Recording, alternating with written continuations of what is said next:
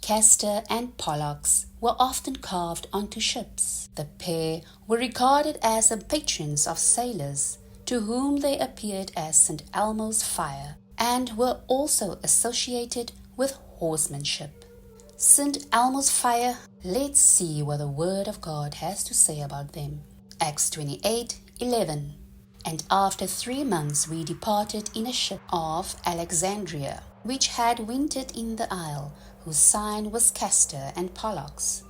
Oh, how interesting indeed. Remember, in an earlier chapter, we learned about Paul's journey and how he tried to sail to Phoenix. Acts 27:12. And because the haven was not commodious to winter in, the more part advised to depart thence also, if by any means they might attain to Phoenice, and there to winter, which is an haven of Crete, and lieth towards the southwest and northwest.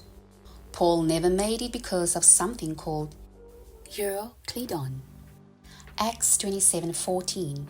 But not long after there arose against it a tempestuous wind called Euroclydon. Euroclydon is a type of whirlwind. Euroclydon is a form of raging. Strong's 28:30. Gludon. Definition: rough, water, a wave, billow, surge. Used only 2 times. Guess which verse has one of these words in it? Luke 8:24. And they came to him and awoke him, saying, Master, Master, we perish. Then he arose and rebuked the wind and the raging of the water, and they ceased, and there was a calm. The same verse and story we saw connected to the lake of fire. St. Elmo's fire? The nitrogen and oxygen in the Earth's atmosphere cause St. Elmo's fire to fluoresce with blue or violet light.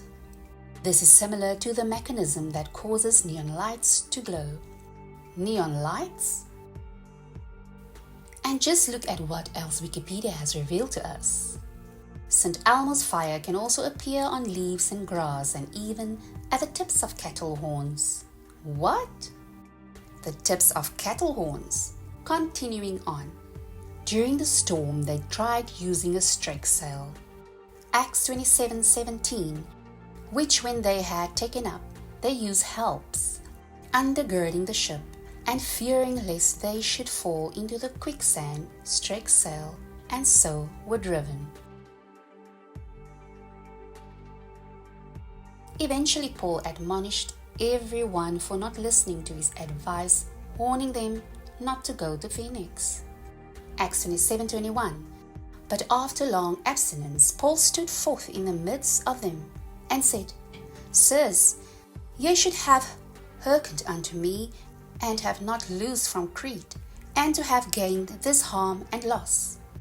In other words, because they tried to sail Phoenix against Paul's advice, they were met with tragedy. Oops! Looks like they chose the wrong Phoenix. Because of this mistake, the ship was destroyed, and Paul and the rest had to be rescued by Castor and Pollux. Remember, Gemini is the zodiac sign that comes after Taurus, Moloch, lake of fire. Get it? Want more?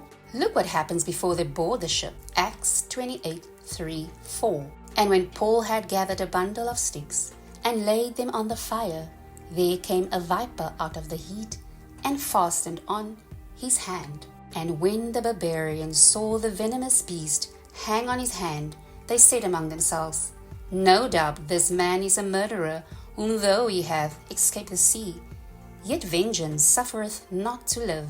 Because Paul had escaped the lake of fire judgment, the people thought that God was going to kill Paul by Serpent, aka RNA. But alas, Acts 28:5, and he shook off the beast into the fire and felt no harm. Paul escaped the serpent as well.